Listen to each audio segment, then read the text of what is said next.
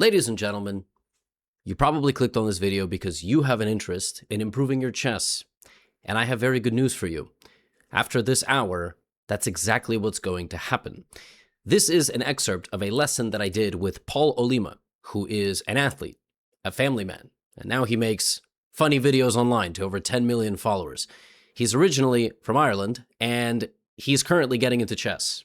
So this video is for anybody that wants to get to 1,000 ELO, 1,100, 1,200. We talk about a whole bunch of different things. So sit back, relax, let me know your feedback in the comments, and I look forward to the next lesson collab very soon. This is a game you played when you were 1,092. Okay. This was 1 month ago. I'm going to flip it. Yeah. Right? You see it, right? You played the Indian guy, rated 1109. Yeah. Okay, perfect. So you were already actually doing this without even, this is good. Like, this is very nice. Your opponent's playing kind of a weird thing. And in this position, it's still the opening. Nobody's done anything too stupid. So you can continue with the knight. You can continue with the bishop. Yeah. You have a million things. Or you can do some pawn play, right? So you can, pawn play is a spot in the position where you can offer a trade of pawns. So a pawn break, c5. Yeah, I like it. I will say, if he goes London, you don't have to even go c6, right? Yeah. You only need to go c6 if he goes Queen's Gambit. But here, since you already went c6, and now 3 moves later you're going c5, you see how that's a small waste of time? Small. Yes, I understand, yeah. Yeah, so even early on, you could be like, well, I'm going to save this. I'm going to just do this in one go so that I can, grab the whole center later. But doesn't matter because he plays these two. I mean, this is like a total waste of time. You trade. And already, this trade, he's attacking your bishop. And the game gets weird. So the game is going to get weird very early here. What does that mean? It means it's not like in the natural flow of the game. So for example, here, if you could just give me 4 moves in a row for black, that would be called normal. Just normal moves. What would they be? You get 4 moves in a row. Knight to f6, and then after I always try with the London, I try and put the knight on, I do a double move. I put the knight on e4 as well. Is that bad? Knight f6, it's not bad, but it's something that I like to call, you're going into battle, but you don't have enough soldiers. Yes. Right? So even if I teleported this knight there in one move, you don't actually, like, if you got another move and another move, you can't create threats so quickly with black. So that's the issue, is that if you try to pounce on the opponent, no matter how good you are, you can't actually do anything with the knight in the middle. So knight f6 is a good move. But, okay, give me 3 more normal moves. Just normal moves. Just improve your position. I could, if he's not moving that pawn, and he would have a lot, I could push the C pawn up again, up another square to C4, or I can bring my knight to, if I did put the knight on G6, I could put my knight on on D7 as well, just to get him safe. But this is what I mean. Why am I looking after my knight when there's nobody attacking my knight? Or again, I could trade bishops. So this is where I'm a little bit lost. Yeah. And if I do trade, So like, look, the same way you just played knight f6 in 1 second, you could do the exact same thing on the other side now. You can bring the knight to its most active spot on c6, right? Okay, yeah. Just the presence of the knight coming out is good. That's like the first step you need to think is, am I going into battle? Am I starting a fight with my opponent? Or am I just improving my position because I need all my pieces in the game? Like, ultimately, this is just a much more sophisticated version of some other board games. Like, you need everybody, right? You need everybody. Right now, trading the bishop for you would not be bad because this is an active bishop, right? Your bishop it's not developed. Getting this knight here or here is fine. The queen's knight, so this is what we call it, right? Because it's next to the queen. Yeah. This is the most active square on the 3rd rank, but if you put it in front of the queen, that would only be necessary if it had nowhere else to go. So understood. Like here, yeah, knight d7, sure, but In this particular moment, like after this, yeah. So you develop this knight, you develop this knight, you develop this bishop. So that's the switch I want you to make. Look, you go into battle with him, but he has more pieces out, right? So Yeah.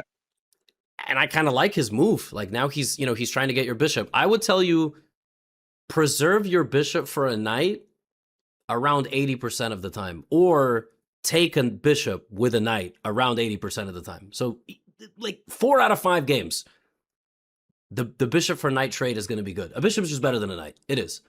Okay. So right now, the easy move for you, the automatic move, just put the bishop back, right? Just put the bishop back. But look, you go to battle with him again. You bring your queen. Do you notice how the evaluation went from like 1 to +3 just off of that one move? The bar on the left-hand side, right? But you didn't blunder anything. So like how is the position so bad? It's because now your queen's out of place, your bishop's out of place. You went into battle, but you weren't set up for battle, right? Yeah. Exactly. So he didn't counter it. I don't think he just like developed, but now you went back. And so now what he should do, he has a lead in development. His opponent is kind of like out of sorts a little bit. So now the computer for white recommends this. It recommends just punishing you for bringing your queen out. And then it recommends this, and you see the threat, right? Yeah. Threat is this. Yeah, he's got the yeah. How do you stop that? How's your defensive vision? Knight to B6. I mean A6. Yes, A6. Very nice. Like, see, there you go. You spotted that in 2 seconds. Okay, now he's kind of stopped, but now the computer is recommending C4. Like you see, it's just bulldozing, and he's able to do this because he has more pieces, right? He just has more pieces than you. And how far are you from castling? You're probably not going to castle into this, right? So no. Exactly. So if you just slow down in the beginning a little bit, especially with black, you need to kind of like work your way into the game a little bit more. But he didn't do this. He took his foot off the gas. He offered you a trade. Look at the evaluation. You see it went from +3 to equal. Okay, yeah. Now, how do we put that into words? So I'll try my best to define it. Like, when you have a lead in development, do you understand what that means, by the way? Am I just kind of like lead in development? No, I do. I get you. Yeah, so he has a lead in development. When you have a lead in development and your opponent has played pretty unorthodox, like brought the queen out, hasn't developed the knights, you have to play emphatically. Like you have to play with energy. You have to make threats. The side that has more development and more space does not want to trade pieces. The bishop trade for white is a waste of time. It only helps you. It relieves a lot of the pressure. So when he goes here, and you make this trade, I like your next move a lot. Pawn to A6, right? You stop the knights. And he castles, and see, now you're catching up, but it's move 11. It's move 11, right? You're catching up. And now he's 1100, so he completely... What 1100s don't do is they don't sense the critical moment. Like they look in how much time did he spend on his next move? He just trades the knights with you, and now there's no problems, right? Like now you need to just castle your king and you're going to be fine. So I'm going to teach you another thing here. So in this position, white still has a lead in development, right? Yeah. And what have you not done yet with black? Got my pieces out to castle my king. Yeah, your king is in the middle of the board. Now, it's pretty congested in the middle of the board. But as we talk about pawn play and a spot in the position, you can spot a pawn break where you potentially, trade some pawns to open up the position. How can white take advantage of your king being in the middle of the board here? He could queen to B5. Well, queen to B5. Or is that a waste? You covered B5. No, I'm talking about. Oh, sorry, are you talking about white or me? So your opponent, right? You're playing with black here. Yeah. And we talked about pawn play specifically. I'm talking about just the pawns. So white has a pawn move in the position. I could have pushed the pawn, the king's pawn up 1. So pawn to E5. It's a fork, right? Yeah, but I'm asking because you just played a move, right? You just went here. Oh, Sorry. Yeah. So I'm asking for your opponent. Yeah. For the What should he have opponent, done? yeah, there's a way in this position to open up the position using a pawn in the middle of the board. Oh, he could have. Yeah, he could have. Oh, in the middle of the board. Okay. Yes, because you see this. That's what you're spotting, right? Yeah, that's what I was about. That's what I was thinking of. Yes, but he has another one. A spot in the position where your pawns can clash. Well, yeah, you can go straight into the middle where pawn to e4. Yes, and so this is a very difficult move to spot as a 1000 1100 because it's in the middle of everything, and mentally your brain's like that pawn's just there, like it's just part of the position. But this move, so this, when you have two pawns clashing like this, it's called a pawn break. Yeah. It's a spot in the position, you're breaking things open. And this is really dangerous for you because your king's in the middle. So if you just ignore it, like let's say you do this, suddenly who's going to go after your king? Yeah, the bishop, yeah. Gone. Bishop, rook, like everybody, knight, bishop, etc. If you take, well, then he's going to, take with this piece, and then he's going to jump in here, and your king's always going to be under threat. So the lesson here is we have to get our king to safety faster, but if their king is in the middle of the board, I just want you to be thinking about the pawn breaks, right? Spots in the position where these things exist. May I ask you a question? If the king is castled, should I even be thinking about it, or should I only be thinking about pawn breaks if the king isn't castled? So or in this position, should I pawn break anyway? So if you were to be playing white in this particular position and any future position, and I can even flip it, right? So now we're looking at it from white's perspective. So if this is your position with white, yes. Mm-hmm. The first thing that should be coming to mind after this move is, okay, our knights are interacting. And maybe, are you a kind of player that's like, okay, I can take that and they take it and it's a fair trade, so I'm just going to go for it? Yeah. Okay. Probably. Right? Yeah. So the first chapter of the last book that I'm writing for master level, 1600 to 2200, the very first chapter that I noticed that prevents a 1600 from being a master, they're bad at transforming the position. They transform the position the wrong way. This is a bad transformation for white because white spends a whole move taking a piece, right? Removing a piece, and there's no follow-up. What you can do if you want to get a little stronger is you can keep the tension between the pieces. That's called tension. You don't have to take. Let them stare at each other for a second, right? So that's the first thing you should look at. The next thing you should look at is, and every move, do I have a check? Do I have a capture? You don't have a check. You have some captures, but they're all bad. Can I make a threat? Can you attack anything in this position? Yeah, queen, right? Yeah. Okay, maybe the queen's going to go back. Like, was that a big improvement? I don't know. Maybe, maybe not. But yes, then I want you to start thinking, king is in the middle. Can't I, like, open up the center? If I want to open up the center, which two pieces will come to attack in the middle of the board? Two pieces that haven't gotten activated yet for you, if you were playing white here. If I was playing white, the bishops, the bishops, the both of them there. The rooks. And as well, the rooks, Right, yeah, the rooks. Sorry, the rooks. I'm getting the bishops and the rooks wrong. Yeah, the rooks. Sorry. The rooks. Yeah, I was like, bishops, there's only one, and he's looking really good. Yes, rooks. I've only played for a year. I'm still getting them mixed up. Don't worry. Don't worry. Rooks. The rooks, yeah. You put the rooks in the middle. Did that improve your position? Yes. And then, you prepare this move. So is that going to win you the game? No, but it's just these little things. King is in the middle. I open up the middle of the board. Let's flip back and let's just kind of go through a little bit. So the opponent brought the knight back. Okay, I guess that move is all right. I mean, this is called a reroute. So he's rerouting the knight somewhere else. Now you have this position now with black. What's the first thing that goes through your head? Right now it is. I'm thinking if I can get my knight get him out, get him out, get the bishop out, Yeah, and perfect. then castle. Excellent. So you don't even have to think about this move. Now, he's doing some weird, I don't know what he's doing, to be honest with you. Now, you just told me get my bishop out and castle, right? Yeah. So bishop, castle. That's what you should do. Yes, absolutely. Yeah. But look at you. You know what you played? You went here. Yeah.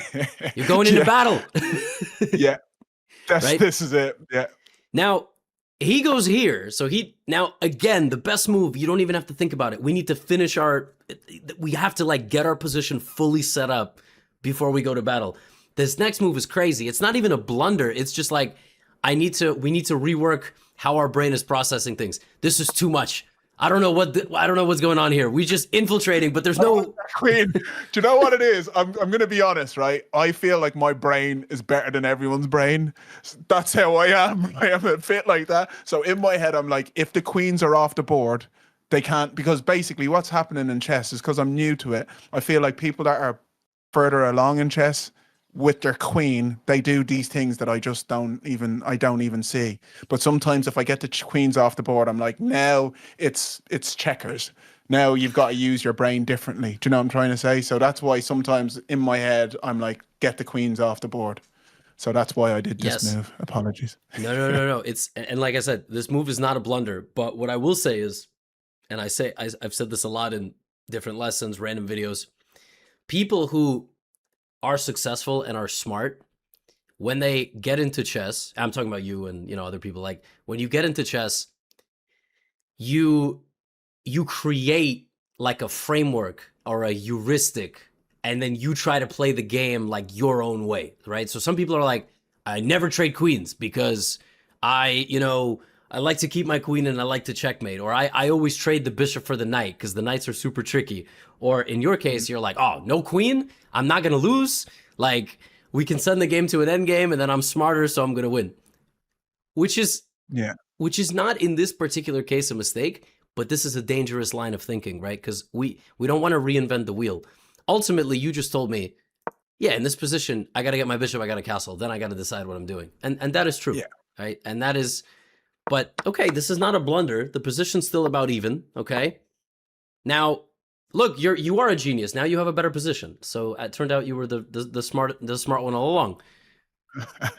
But as I say... Oh, my God. I just realized. But as I say that, you should have developed the bishop and you should have castled. You went rook to b8. And why is this a bad move?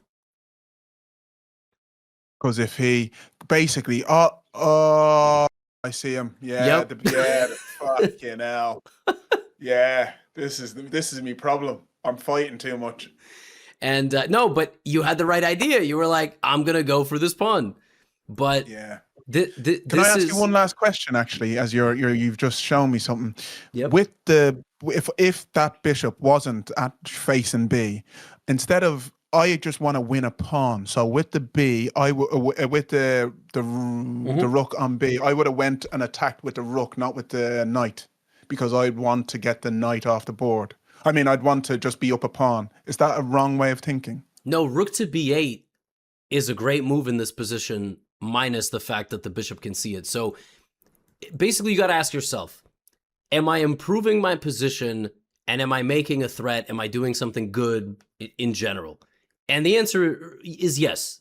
The issue is this is a one mover, right? So this is like, that's the issue. But for example...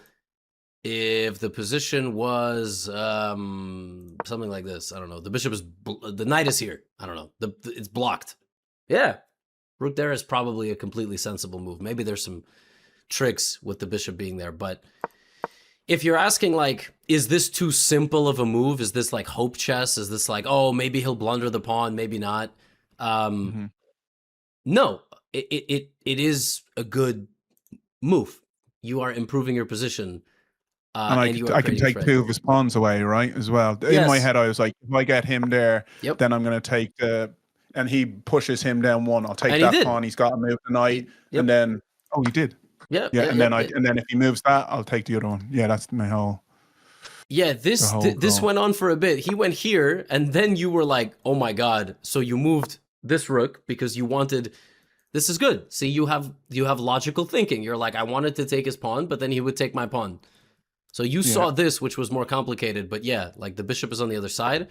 He goes here. Again, at this point, it's like, have we brought all of our pieces? Yeah. Okay. That move is fine. Move is good. He kicks you out. Yep. Now your knight is under attack. You bring the knight back. Good vision. Honestly, in many ways, you're correct. Like, with no queen on the board, you know, you're kind of outplaying him. But here we have to be a little careful, right? Because this is under attack, right? Yeah. So there we go. Okay. Rook takes. And we castle. But see, if you're going to go to an endgame, you have to be super responsible with your pieces, right? He's still threatening this. Pawns, yeah. Yeah. Yep.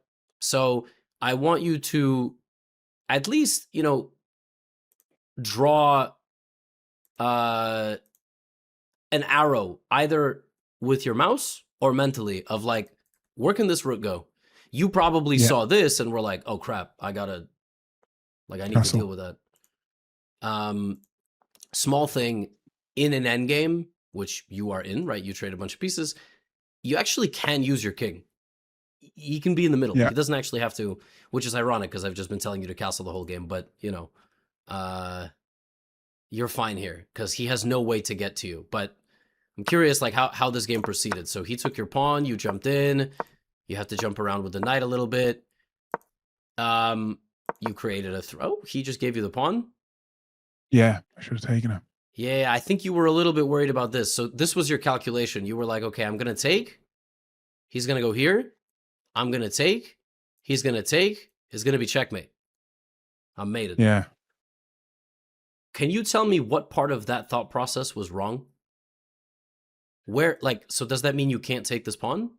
Or does that mean, what does that mean? Can you take this pawn? Rook down? No. Oh, no. Oh, yeah, I could have, because I don't need to move that rook. I don't need to attack him back, do I? Yeah, you don't have to capture him. Right. Exactly. Ah, you see?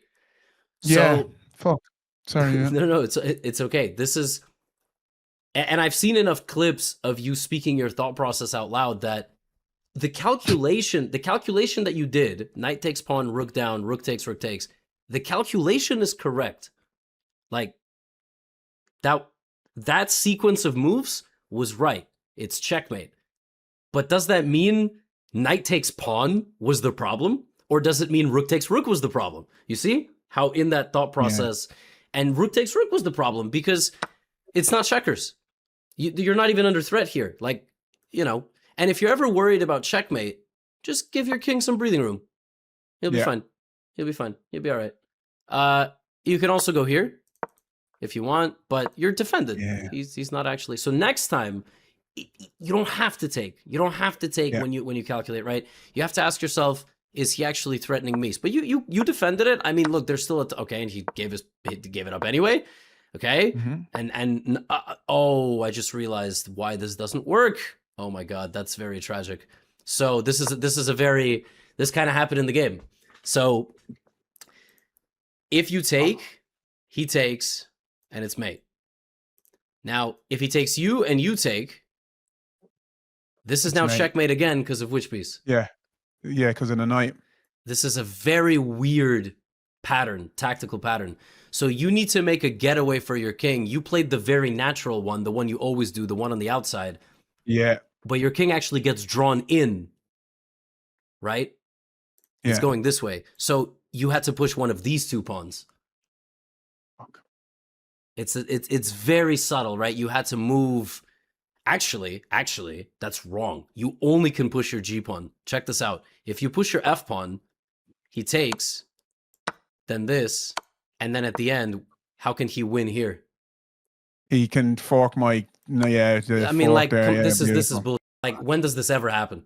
Like, this is very unlucky, right? This position. So you actually had to go with the G pawn so that you could escape here, and that is an example of a defensive tactic. And defense is the hardest skill to learn, right? To spot that whole calculation 2-3 moves in and then how to get out of it, that's really difficult. Like, this is a situation where most 1100s with black would lose. They wouldn't choose the correct pawn. It's just, you know, that's just how it goes. Now, from here, I just want to ask you, like, endgame intuition.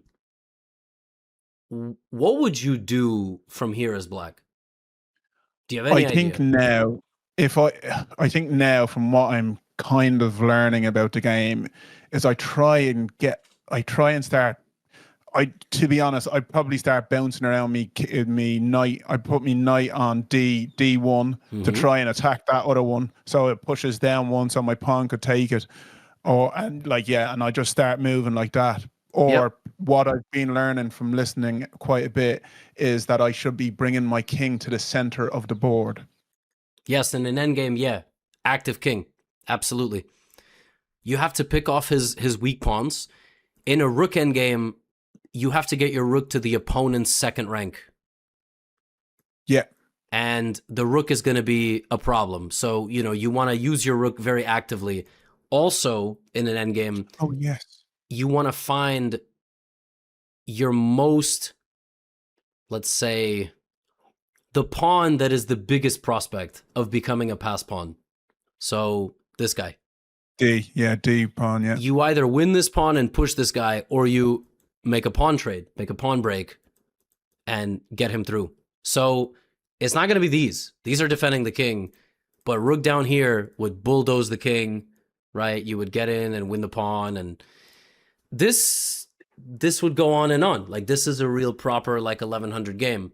Um, you set yourself up a little bit for failure in the opening, but he didn't capitalize. But when you are taking so long to actually play all the fundamental moves, it's going to take you a little bit longer to catch up. And ultimately, Yeah. man, you blundered once. Like you made one blunder in this game, and he made zero, and that's why he won. And that's chess. Like Yeah. This is a real like proper, and it clearly shows like you know this this type of pawn structure, you know how to play. Even if you're not playing all the all the perfect fundamentals all the time, but I don't want to just spend an hour on one game. So we can, now we learned a little bit about pawn breaks, a little bit about, not rushing, getting into battle. So here you have a game. Oh, here you played. This is a recent game. So you played e4. Yeah, probably. I don't like seeing that 950. Why you do? All right, hold on. I'm That gonna go 950 turned my heart, bro. Anyway. Oh, yeah. All right, go. Yeah. So this is when in my head, I'm like, I've watched people do. I've watched so many clips of people playing. Yes, and I just want to. I was just like, maybe there's something that I'm missing here. So I decided I'd give this a go. Yeah, this is the opening. I taught my wife, who is 900 Blitz. She's playing the Scotch opening, and so That's it. yeah, like look, here's easy one. He brings the queen out. Your next move is okay. I don't hate this move, but I want you to really move forward with good fundamentals. And fundamentals is getting all the important pieces out. Knight to c3 here should take 1 second, right? Because then you can start going knight in here. You can start pushing him back. Then you want to get your bishop out. Oops, you're going to get your other bishop out. I don't hate this move, but It stops a lot. It's like not getting one of the pieces out. He plays a weird move. I want to see your knight out, your bishop out. Okay, bishop out is good. So this is the moment that we just talked about, right? You took because it's a fair trade. But could I have just pushed the pawn up to keep to? Yeah. Okay. And how else can you defend your Or knight? I Keep could the have, tension. yeah. I could have put the bishop on on E3, right? Yes, this is the top move of the computer because you develop a piece and you keep the tension. You don't have to take everything. Very good. He takes you. Now you're attacking his queen. He goes here. Yes. He's attacking this. You can castle. You can decide, hey, I want to long castle this game. So I'm going to go here. And then I'm going to go here. And then I'm going to long castle. And then I'm going to just like throw all my pawns forward, right? But you took. Yeah. Did you blunder? No, it's not a blunder. All right, now I need the other pieces developed. But the tragic thing about that move is now that move gives away a pawn because you traded that knight, right? The knight is gone. Yeah. He doesn't see it. He gives you check. All right, whatever. He's 986. He has to give you a check. Nice. Short castle. Excellent.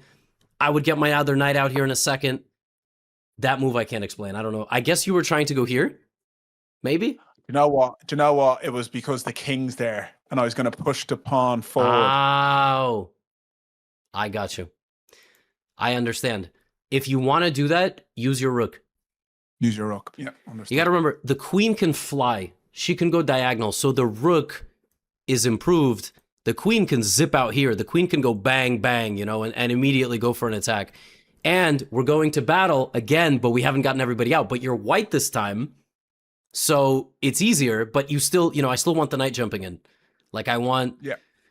Now he goes, I mean, he's just wasting time, right? Bishop h4, and this is just unlucky, but it actually comes from, it comes from the principles. So you play bishop here, you attack, I think maybe that's even why you went queen e1, because you wanted to attack the queen. Maybe. Yeah, probably, yeah. Yeah. So the way I want you to stop this in the future is, all right, I'm going for this plan, I'm going here, here, I'm trying to attack the queen. And then I want you to ask, and then what? Right? Like, am I going to win the queen by force? And if the answer is no, stuff like this where you kind of slow crawl and then you attack something, in this game you are punished just by like the hand of God. Like now you are immediately like, and this is just a fork, and you just lost the bishop, and that sucks. So how do we avoid things like this in the future? By the way, your opponent didn't see this. It was a miracle that this move happened. How did he come up with this move like this? His queen's hanging, and he asked himself, do I have a check? Right? Yeah. That's it. And he's like, oh, I do. Oh, great. Like, he's not a genius. He got lucky. But that's the way it works, you know? Yeah.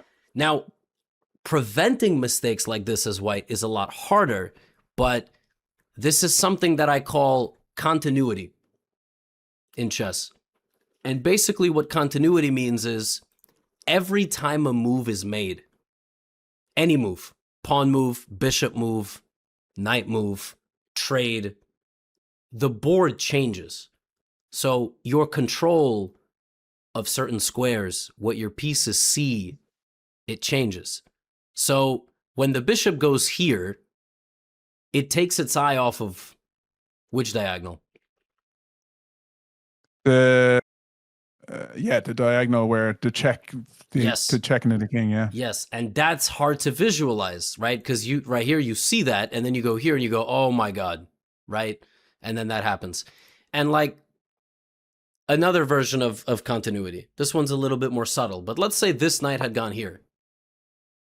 Obviously, in general, that's an improvement of your position. But what did this knight block by going there? Whose vision? He hasn't blocked any. Oh, if he goes there, he blocks my queen, right? Yes. Now, you might say that doesn't matter, and I would agree with you, but you just have to, you see, like, every piece has eyes. Yeah. And now this is blocked. And now, if the knight goes here, obviously it blocks the bishop, right? If the knight goes out that way, it blocks the bishop looking this way. That's just, every time you make a move, you change the position a little bit. Now, we're down a bishop. At your level, this is not fatal. This is not fatal at all. Now, when you're losing in a game, and you're down material, what do you need to do, and what should you not do? You shouldn't trade pieces. Yeah, don't trade queens, don't trade knights, don't trade bishops, unless there's, unless you're going to attack the king, you have a follow-up, yes. And what you should do is something that I like to call creating chaos. You need to create confusion. You in general should go attack the king. That's the only way. It's the only way to not just like lose immediately. So right now you need to get all your pieces in the game. I like this. Queen g3 is okay. This is kind of a strange move by the opponent. I need you to start bringing these rooks. King is open. Yeah. So let's open the center, right? We just talked about this. Let's get some pawns open. Hey, check out this move. What does black have to take that with? Pawn or queen? He's got to take it with the pawn, because the queen will be stuck to the king, yeah. Yes, nice. But this is exactly how comebacks start. Like, even if he takes with the pawn, now you go here. Now he looks around, he gets a little scared. Maybe he like goes, I don't know, he like weakens his king a little bit. Now you make a pawn break. Now he's like, oh, what do I do? What do I do? And, he panics somehow, moves his queen, and suddenly, you take. And Now he's like, oh my god, I can't Yeah. take back, and then you attack again, and you keep going. Like, and this is how comebacks start. Like if you just sit around down material, nothing's ever gonna happen, right? So you kind of, it's a little hard to lead an attack with just your pieces. This is a great move. Okay. Now what I would do here is I would start going over there.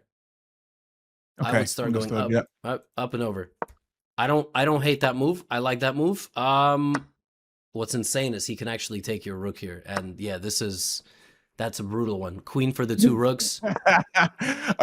Yeah. Yes. He played I well. remember this game now.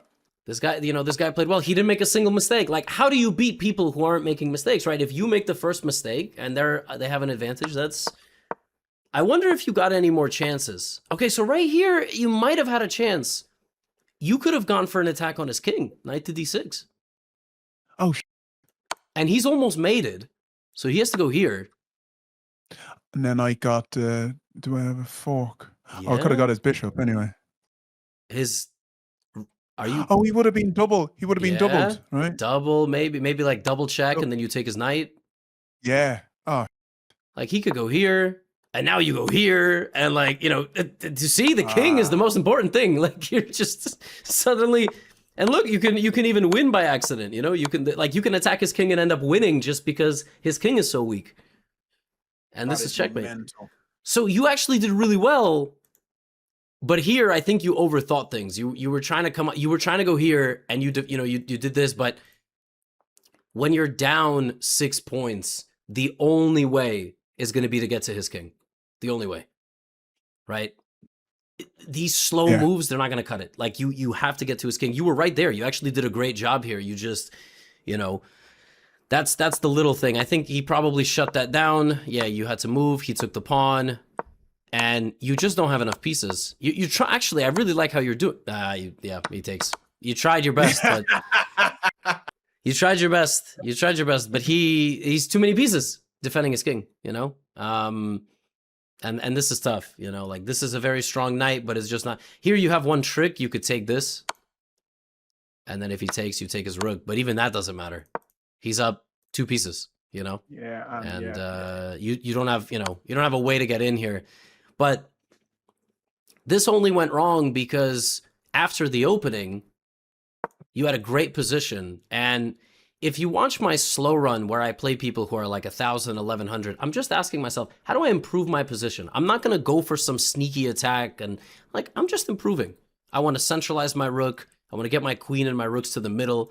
And then I'm going to jump in with my knight. Your pieces that lead the attack should be the knights, the bishops, and the pawns. That's the reality, right? Like your queen is going to come in later and do some heavy damage. So, right? Yeah. Anyway, this nice. Is I want to find this was the previous one. I want to just click through. All right, we're back in the 1100s. All right, cheers. Thanks for that. Fucking hell. You played this is a player from Indonesia, or is this Monaco? This is Indonesia. Indonesians are very aggressive players. They play very unorthodox. They like to play fast. They like to attack. Okay, very nice. This is good. Okay, perfect. So this is a great moment right here. So in the Karo Khan, your knight is a little bit struggling to get out, right? Yeah. You still need to accomplish this move. B5 is okay, but you need this knight to come out, and you can do it by maybe playing pawn to f6 or getting this knight to zigzag. Okay, but b5. Okay, c3. Not nice. Can I ask you a question now? This is another thing that my chess grandmaster told me. I was pushing the c pawn to c5, so that pawn would come over and take where I'd put and then I put my bishop. I put my knight on c. Yeah, and then I put my knight on c. Yeah, that one there. Yep. Sorry. And then I could bring my queen across to check, and then I can take that pawn, right? It's like he was that's what I wanted to do, but I was told that was a bad move.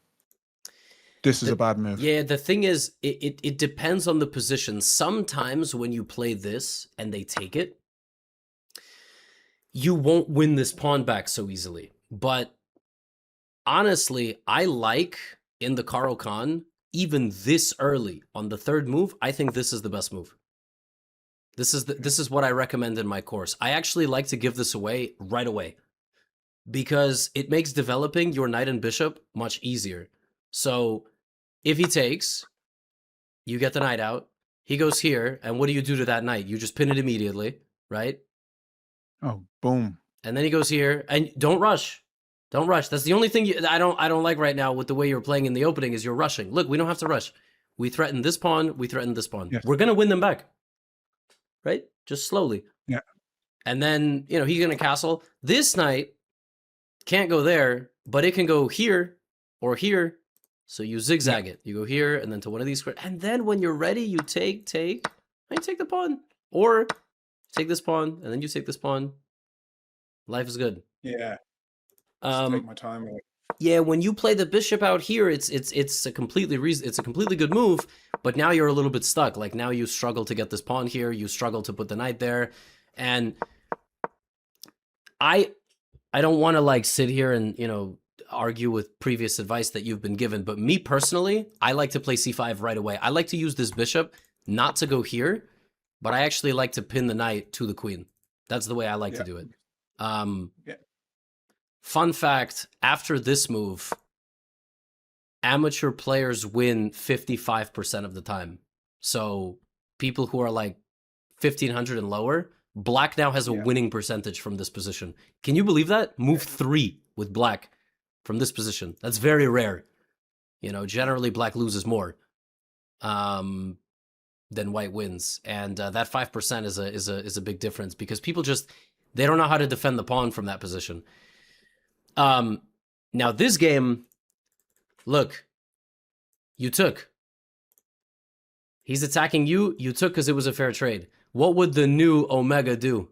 He's attacking you. How do you keep the tension and just improve your position? I don't know. I would have developed, there's two things. The A pawn, I could bring that up because if then he takes, I take back.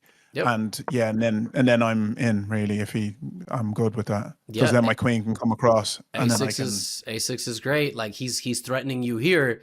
Another good move is to push because you have support, and maybe this will be a nice little check. Did that improve your position? Of course, right? Yeah, and it gave me a pawn, right? Well, you traded, yeah. I mean, like he took, and you did this, but he didn't open his rook, etc. Yeah. Your trade opened his bishop and brought a little bit of pressure onto you. So now you have to play defense. It's not terrible, but you have to, you got to defend yourself. Now you defended, good. And now his next move is atrocious. He needs to finish his development. I would tell him the exact same thing. And also, don't you have a threat? Yeah.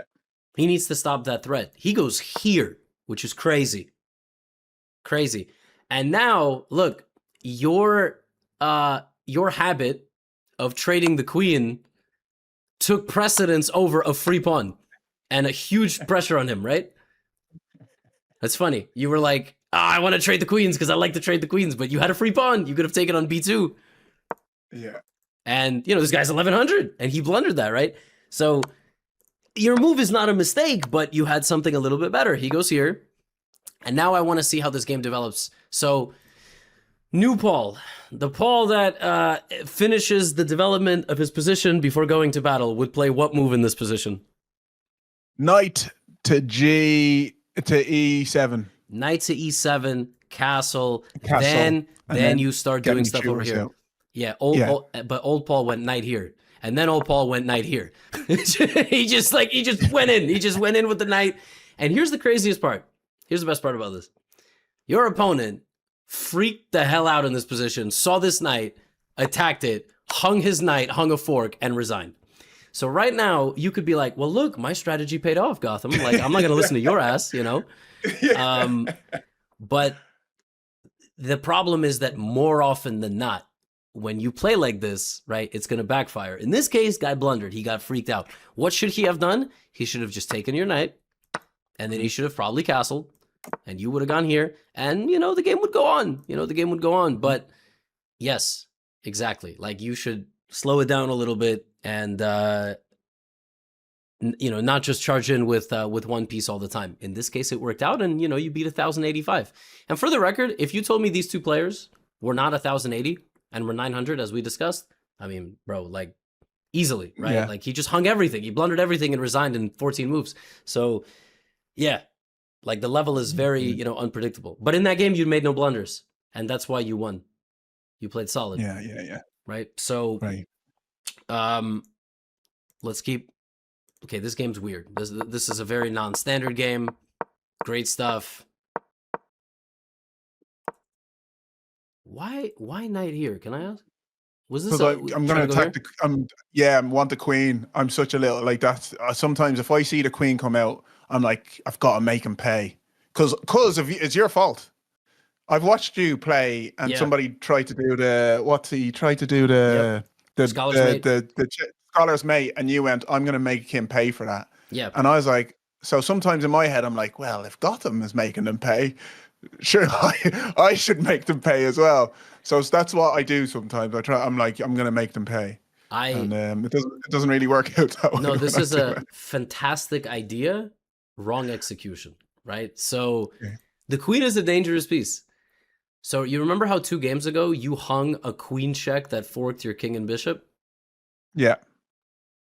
So clearly this is a pattern. The queen check that attacks a loose piece. So when you go knight a6, you're thinking, I want to go here and I want to go here. But I need you to also think, that piece is loose. Does my opponent have a check? So draw either physically with the right click or mentally. Yeah. This is a check. Oh God. This that's is a check, and that's an easy pawn. Yeah. And then that's what he did. It was a layup. Yeah. Right. So how can you get to this square without going to a6? Same idea, different execution. I could take my knight to d7. Yeah, exactly. Now, unfortunately, his position is resilient enough, he can stop you and, the game will go on. But yes, this is much better because, you wouldn't have to suffer the consequences of the check. Here's kind of a funny one. He could take this, and then you would take, and then he would take, and you would be a pawn down, but your position is actually fantastic. Like, it's -2 because even if you went 2 pawns down, like this, his king is so bad, and you're jumping in here, and he can't even stop it. He doesn't have a single way to stop it. Can't stop it. He can push, doesn't matter. This is coming in anyway. And the reason for that is something called a color complex. A color complex is the squares that your pawns stand on generally defend the same color. So if you have 6 dark squared pawns, they defend all the dark squares like a checkers board, right? All the dark squares are protected, but the light squares are like Swiss cheese. Okay, See that? And so this is easy. The best case scenario is you have 4 and 3. Sorry, you have 4 and 4 or 5 and 3. 5 pawns on one color and 3 on the other, or 4 and 4. And, you don't have 80% or 90% of the pawns on the same color. Like, you have 4 and 2. So you can kind of see over here you have some light square weaknesses, but his light square weaknesses are way worse. So you went here, though. He took. Now, was there a chance to make a comeback in this game? Look. Sorry, Gotham. Could you say that once more? I really enjoy this stuff. If I have, I'm trying to have 4 pawns on one color and yes, 5, you're trying to have a balanced structure of pawns on a certain color. You don't want to have an overwhelming number of pawns on the same color square. Okay. Now, of course, it will depend on the, slightly depend on the position in the future, but you kind of want to avoid 6 and 2. Yeah. Understood. I don't know if you were writing this or just taking mental notes, but Mental. Yeah. the pawns also determine the quality of the bishops. So what Yeah. does that mean? So in this position, with If I had a go ahead. no, sorry. So basically, in this position, because I have a light squared bishop and he's all on the dark squares, that means I'm Yeah. attacking heavy. Yeah, you're killing him. And Yeah. Okay. his dark squared bishop is his bad bishop. Now he only has one bishop, but on the previous move, he had a bishop, and that would have been his better bishop. The bishop that Understood. alternates and can go in and out of the pawn structure, right, is good. But Yeah. if we just like as a joke, we just we put like if he has 8-0 of pawns, 8 pawns on dark squares, like this is catastrophic. This is really bad. Yes, and you're going to kind of notice these things sort of as you play. Here, you blunder a knight, immediately brain needs to switch, gotta get all my pieces out, gotta castle, I gotta attack the king. So he goes here. I actually I like this move, but you are trading, so you're kind of violating that, but I actually don't mind it. Now, I think what happened here is you lost that knight, and you kind of you were like freaking out a little bit. You're like, I just gotta get it at all costs, but still, you have to castle. He goes here. You can take that. Did you take it? Okay, we got in. We're getting really close. Okay, yeah, the problem is he also has... Oh, that's a nice move. But you can get out. Now, if we develop the bishop and castle, but you see you're still kind of only trying to attack him with one piece. Yeah. So the less games you have like this, which are very chaotic, right? This is not a principled game really from either player. This is a very chaotic game, but he has an extra piece. That's what's going to make this easier for him. The more rating points you're going to regain. So you're taking and it's like a crazy game, but he has everything covered and you cannot, yeah. Yeah. I love how after all that, at some point did you, yeah, okay, you castled on the 24th move. But had you castled after you lost the piece, like right here, if you had gone bishop c5 and castled, you could have made a comeback because just imagine something like this, right? We just learned his king is in the middle. So what would you play here? Pawn to the D pawn. Yeah, D, E, it doesn't matter. Just as long as you've realized yo, king is in the middle, I gotta open up the center of the board. That's what I have to do. Doesn't matter how. Yeah. Take, boom, check. King's got to move. Great. Now you know the king's right there. Now we start preparing and we start attacking. I want you to start feeling more during the game this game is weird. I'm thinking weird. I don't want to think weird, right? We need to have a little bit of structure. You'll have a voice in the back of your head would Gotham play this move? That's would Gotham make 10 queen moves in a row? Probably not, right? We want to, he's going to bring all his pieces, right? So yeah, I get you. Yeah. And, for the record, the live chat is freaking out because when I suggested pawn to d4, they were like, what about the rook? And what's funny, what's funny is actually this isn't even that good of a trade for white, ironically, because this is a very important bishop and this is not a very important rook. And look, it's plus 2.4 right now. But if the center opened, now it's -3. That's kind of fascinating, right? How bad the white king is. Right? So it's just these, these little things that you'll pick up on. But the biggest thing for you is the structure. The structure of the game is not always very consistent. Here you have a game with white. Okay, this is a beautiful game so far. Excellent. This is... Look I don't know who this guy is playing with white, but this guy's playing really principled chess. This is it. Okay, now you win. You win on the spot. Look at this, fantastic. He just got his knight trapped. The guy played weird. You attacked the middle. You trapped his knight. Excellent.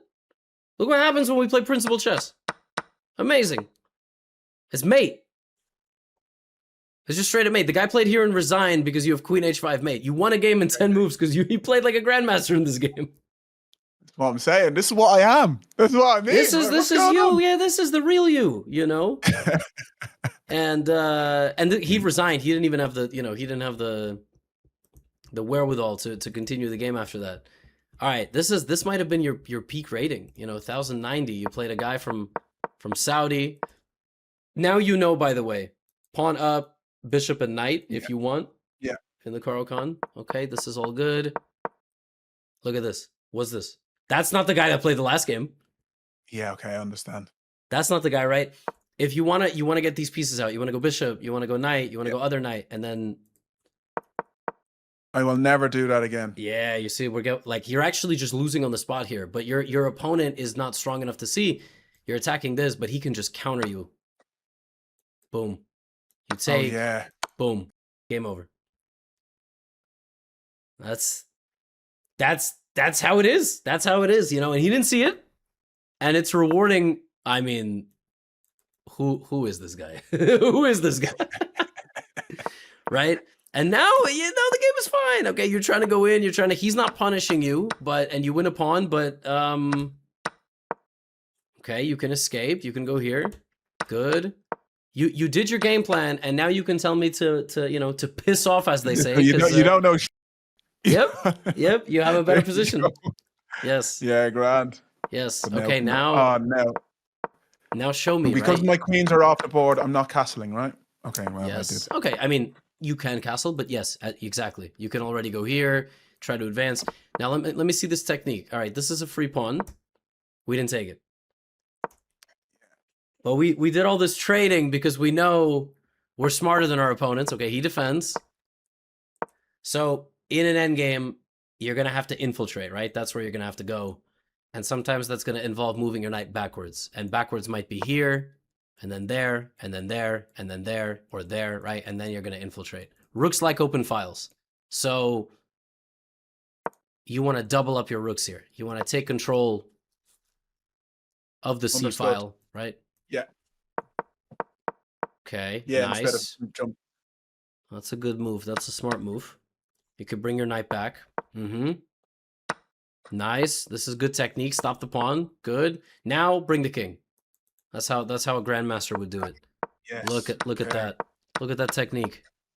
Nice. So what do we know? We know king in the middle and choose a pawn and go advance. Also rook in, right? That's what we talked about. Yes. Look at this technique. Okay, you lost the pawn, but it doesn't matter because yeah, you have all the pawns going. Nice. Easy. Easy. Easy. Look at this. Look at this technique. He can't move his rook. And then your pawns just go.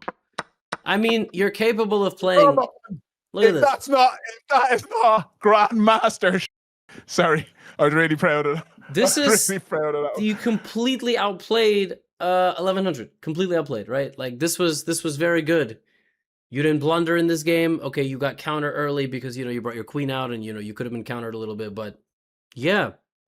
Okay. This was really nice. I just want to avoid you making 7 queen moves in the opening, but this is what you're actually capable of doing. I think the reason you've lost rating is you're getting away from good principled chess. Like you're attacking, making 1 move threats, like 2 move threats, and your opponents are getting a little bit lucky sometimes, like you're just setting them up for success a little bit. We already looked at this game, so I guarantee if I pull up a recent game, yep, go ahead. Levi, sorry, I've got to go soon because I've got to bring my little one to judo. No, all which good. I've got. All good. I was budgeting. I thought we'd do like an hour and a half, so this is a good place to stop.